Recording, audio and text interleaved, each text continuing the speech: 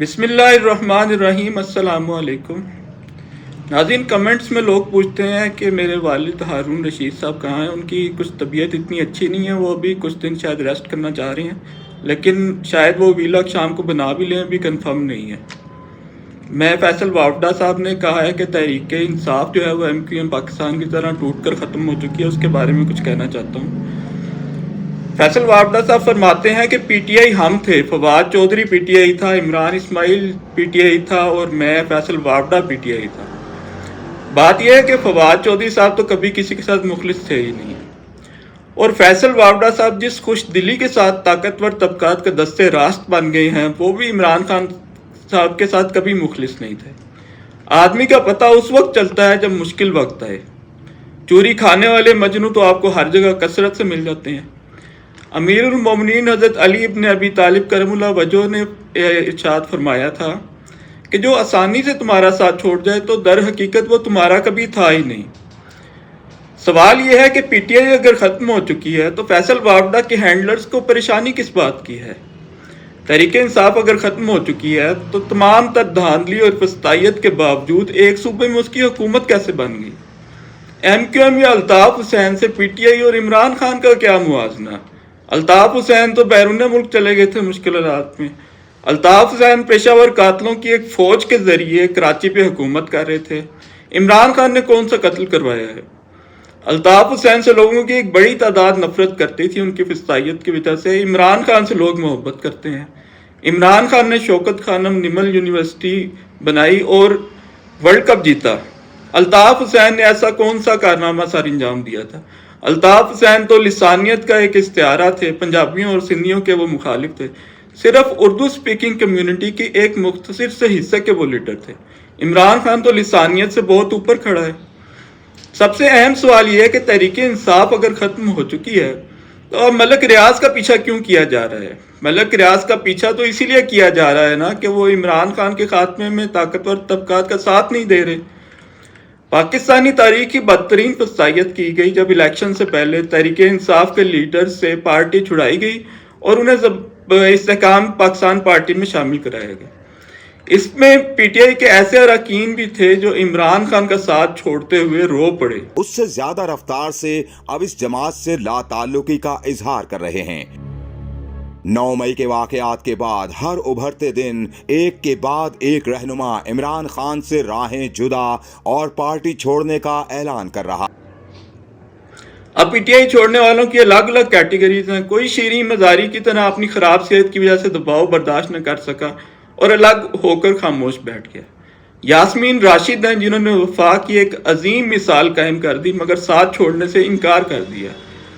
ایسے بھی لوگ ہیں برار الحق علی زیدی اور آدم سواتی کی طرح جو تکلیف کی شدت میں روتے ہوئے پارٹی چھوڑ گئے، لیکن فیاض الحسن چوہان جیسے بھی تھے جو عمران خان پر حملہ آور ہو گئے۔ آپ نے وہ کام کیا جو انڈین فوج اور انڈین را نہیں کر سکی۔ آپ نے وہ سارا کچھ کرنے کے بعد ابھی بھی ڈٹے ہوئے ہیں۔ رسی جل گئی بال نہیں گیا، اور اس غلط فہمی کا شکار ہے سوشل میڈیا کے اندر کہ آنے والا دور پارٹی چیئرمین کا ہے، آنے والا دور پارٹی کا ہے۔ وہ سوشل میڈیا کے اوپر سارا دن ٹرینڈ چلا کے پوسٹر لگا کے لوگوں کے ذہنوں کے اندر ابھی بھی زہر بھر رہے ہیں۔ لیکن ان سب میں فیصل وافدہ کا اپنا ہی ایک مقام ہے، وہ اسٹیبلشمنٹ کا دم چھلا بن گئے، ان کے ترجمان بن گئے اور پوری دلی مسرت کے ساتھ۔ کسی پارٹی سے ان کا تعلق نہیں اور پھر بھی سینیٹر بنے ہوئے ہیں، اور یہ ڈوب مرنے کا مقام ہے۔ یہ کیسی جمہوریت ہے جس میں ایک بندہ کسی پارٹی کا نہیں ہے لیکن وہ سینیٹر بنا ہوا ہے طاقتور طبقات کی مدد سے؟ فیصل وافدہ تو بے وفائی کی علامت بن کر رہ گئے۔ شاعر نے کہا تھا ہم سے کیا ہو سکا محبت میں، خیر تم نے تو بے وفائی کی۔ اور غالب نے جیسے فیصل وافدہ ہی کے بارے میں کہا تھا بنائے شہر کا مصاحب پھرے ہے اتراتا، وگرنہ شہر میں غالب کی آبرو کیا ہے۔ فیصل وافدہ نے بے وفائی کی ایک ایسی مثال قائم کر دی ہے کہ ہمیشہ ان پر تان کیا جاتا رہے گا۔ میڈیا اس لیے وافدہ صاحب کو اہمیت دیتا ہے کہ ان کی زبانی پتہ چل جاتا ہے کہ طاقتوروں کا اگلا منصوبہ کیا ہے۔ علی زیدی نے کہا تھا تحریک انصاف ہم نے بنائی تھی، اب جو لیڈرشپ ہے اسے کوئی سمجھ نہیں ہے۔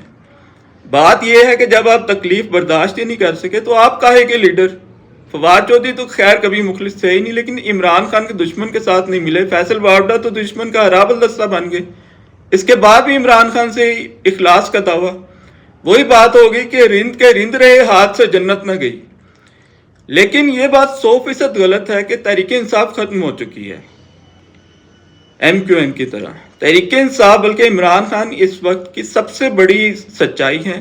اس وقت آپ کی پوری سیاست اور صحافت عمران خان کا طواف کر رہی ہے، باوجود اس کے کہ قاضی فائز عیسیٰ اور جسٹس یحییٰ آفریدی جیسے چیف جسٹس اس طاقتور طبقات کے ساتھ مل گئے، باوجود اس کے کہ نون لیگ، پیپلز پارٹی اور احمد ولی خان کی ANP ان کے ساتھ مل گئی، باوجود اس کے کہ میڈیا کے منہ میں ہڈی اور گلے میں زنجیریں پہنا دی گئیں، باوجود اس کے کہ پیشہ ور مولوی طبقات طاقتور طبقات کے حکم پر عمران خان پر حملہ آور ہو گئے، باوجود اس کے کہ علی احمد کرد سمیت وکلاء کے بڑے لیڈر جمہوریت اور عدلیہ کے قتل عام پر خاموش تماشائی بن گئے، باوجود اس کے کہ پنجاب میں مخلوق نے ووٹ تو ڈال دیا مگر بزدلی دکھائی اور باہر نکلنے سے گریز کیا، باوجود اس کے کہ علی مین گنڈا پور جیسے لیڈر بیٹھے اپنی وزارت اعلیٰ کو چاٹ رہے ہیں، باوجود اس کے کہ شیر افضل مروت جیسے لیڈر اپنی انا کو گنے کا رس پلا رہے اور پتہ نہیں کون کس کا کھیل کھیل رہا ہے، باوجود اس کے کہ اسد عمر جیسی PTI کی ٹاپ لیڈرشپ خوفزدہ ہو کر پریس کانفرنس کر گئی اور PTI چھوڑ گئی،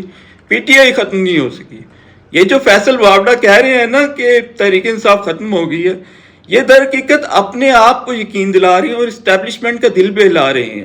PTI ختم نہیں ہو سکی اور اگر آپ مزید کچھ وقت گزار لیں عمران خان جیل میں تو آپ طاقتور طبقات کے حساب پوری طرح ٹوٹتے ہوئے دیکھیں گے۔ ملک ریاض کا پیچھا اسی لیے کیا جا رہا ہے کہ عمران خان پر حملے میں وہ طاقتور طبقات کا ساتھ نہیں دے رہا، اور ملک ریاض کیوں ساتھ نہیں دے رہا جبکہ وہ ایک کمزور انسان ہے، وہ تو معمولی صحافیوں کے سامنے گھگیانے لگ جاتا ہے۔ ملک ریاض کو چودھری نثار نے پنجاب سے بھگایا تھا اور وہ سندھ جا کر الطاف حسین اور زرداری کے پاؤں چاٹنے لگ گیا تھا۔ کیا ملک ریاض ایک جرائم پیشہ انسان ہے؟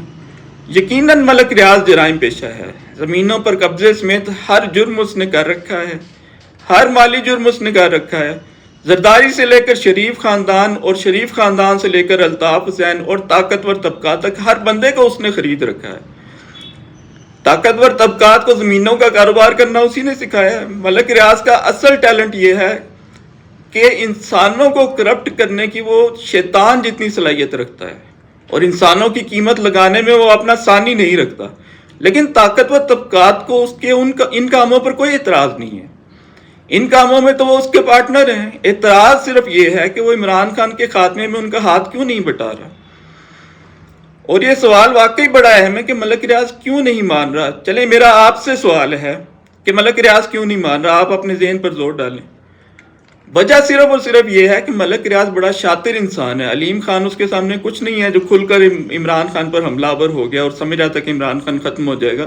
ملک ریاض کو نظر آ رہا ہے کہ عمران خان کو یہ لوگ ختم نہیں کر سکیں گے، وہ ان کو ہرا کر پھر نکل آئے گا باہر اور دوبارہ حکومت تک آئے گا۔